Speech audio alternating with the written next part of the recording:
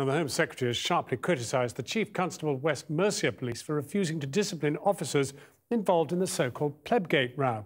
Almost a year after Tory MP Andrew Mitchell was forced to resign from the government over claims he called Downing Street police officers plebs, the police watchdog, the IPCC, says evidence against 3 Police Federation officers who met Mr Mitchell in his constituency was an issue of honesty and integrity. Our political correspondent Michael Crick, who first revealed the discrepancy between the police and Mr Mitchell's versions of events, has this report. Theresa May's astonishing intervention in the Plebgate affair stems from this meeting which 3 West Midlands Police Federation officers held with Andrew Mitchell last autumn. Today, a police inquiry cleared the Fed officers of deliberately misleading the press about what was said at that meeting in order to damage Mitchell for political purposes. But the Home Secretary clearly thinks, in contrast, her cabinet colleague was done an injustice that day, and the 3 officers should now face action. The best approach would be actually for disciplinary proceedings to be taken against these officers, and I think it would be appropriate for the Chief Constable to indicate to Andrew Mitchell that he recognises what has happened here. And apologise. I think that would be appropriate. At the Tory conference last year, the Police Federation exploited Plebgate in their protests against government cuts.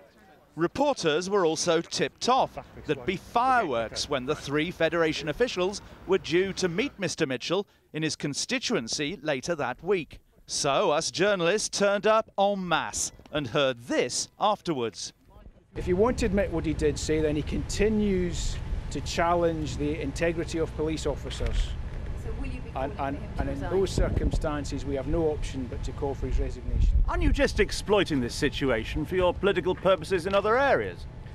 No, this matter could have been put to bed immediately it happened. If Mr Mitchell had been open and given a full and frank account of what was said, we wouldn't be here now. But he had given a pretty frank account. A tape later broadcast by Channel 4 dispatches showed. He admitted saying, "I thought you lot were supposed to effing help us," but not the word plebs. But I did say, under my breath, but audibly, in frustration, I thought you lot were supposed to help us. I did say that. The stark contrast between that tape and what the Fed said publicly prompted West Mercia Police to conduct an inquiry, supervised by the IPCC, the Independent Police Complaints Commission. But amazingly, today, the IPCC effectively disowned the inquiry it was supervising, after West Mercia Police concluded the 3 officers had no misconduct case to answer and had had no intention to lie. I disagree. In my view, the evidence is such that a panel should determine whether the 3 officers gave a false account of the meeting in a deliberate attempt to support their Metropolitan Police colleague and discredit Mr Mitchell in pursuit of a wider agenda. In my opinion, the evidence indicates an issue of honesty and integrity, not merely naive or poor professional judgment. But the 3 West Midlands police forces quickly hit back. They claim the IPCC were reminded only last week that they themselves had the power to start misconduct hearings, but hadn't used it. And Michael joins me now from Westminster. So, Michael, the question that I can't answer is where does this all go from here? Well, it's quickly coming to an end, I think. The developments I expect fairly shortly. The Mitchell camp are pretty pleased tonight that things went well today, especially those remarks, strong comments from Theresa May.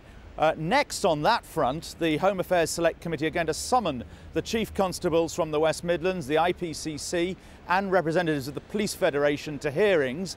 The Fed are standing by their men, incidentally, and accuse the IPCC of acting as judge and jury. But the whole of question about what happened in Mr Mitchell's constituency is an hors d'oeuvre, if you like, for the big decision we expect in the next week or 2 from the Crown Prosecution Service over whether they're going to charge any of the 8 people that have been arrested over the last year in connection with the events in Downing Street and the way in which false accounts of those events appear to have been given to the media and to the government. Michael in Westminster, thank you very much. Well, I'm joined now by the senior Conservative MP and friend of Andrew Mitchell, David Davis. Your friend says that the reputation of the police service as a whole is at stake. Is that really the case, or is this just an isolated incident? Well, no, it is the case, because you've got clear evidence of the public being misled, and that being a premeditated exercise, really planned out by the Fed on the one hand. On the other hand, the local police forces wanted to turn a blind eye to it. They're absolutely in defiance of the evidence. So it is serious. I mean, of course. How does that translate into the reputation of the police service as a whole, though? Well, I mean, look, the vast majority of policemen are decent, upright people who want to catch criminals and protect the public. But what happens here is you have individuals who bring the whole service into disrepute, and that's what's happened on this exact occasion. The Police Federation has accused the IPCC Commissioner, Deborah Glass, of appointing herself judge and jury, and they've said this has been a personal outburst from an independent body. Well, I'm afraid, you know, she's within the law. She is the supervisor of this investigation, and she has come to the conclusion they have ignored the evidence. That's effectively what she said. They're policemen. They ought to know the law, and they ought to remember they're there to enforce the law, not to change their mind about it halfway through.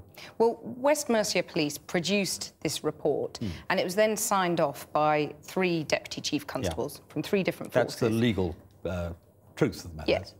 Are you confident that the investigating officer drew his own conclusions?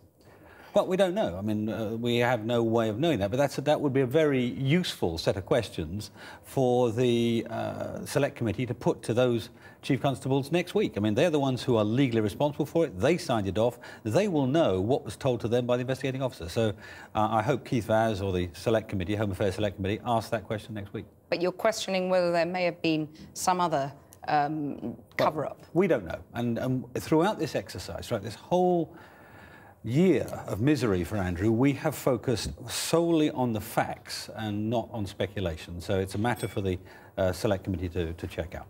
Well, as you say, West Mercia's Chief Constable is facing MPs next week. What do you want to hear from him? Well, I mean, I'm rather with the Home Secretary. I'd like him to apologise to Andrew Mitchell and explain what he's going to do in terms of disciplinary action for people who have misled the public and set about bringing down a democratically elected cabinet minister. Whether we'll get that, I don't know. There's not much, exactly, there's not much prospect of an apology, is there, really? Well, in which case there's going to be a real issue here. You know, are we ever, is the public ever going to trust the police to investigate themselves again? If we don't get a proper resolution here, I think the answer to that's no. That's a very sweeping claim, that. Well, I'm afraid it's not the first time we've had this problem. Hillsborough, G20, Jean-Charles de Menezes, and this. All areas where there have been concerns of the police telling the truth, eventually brought into the open either by courts or subsequent investigations. I would hate to see the Andrew Mitchell case be yet another in that list. It sounds as if you rather think that these kind of problems are endemic within the police. Well, endemic's too strong a word, but they have come up too often for them just to be coincidences.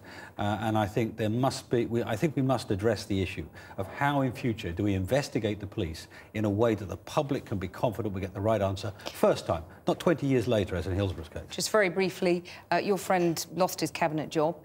How soon would you like to see him getting that back? Well, I'd like to have him back there already, of course.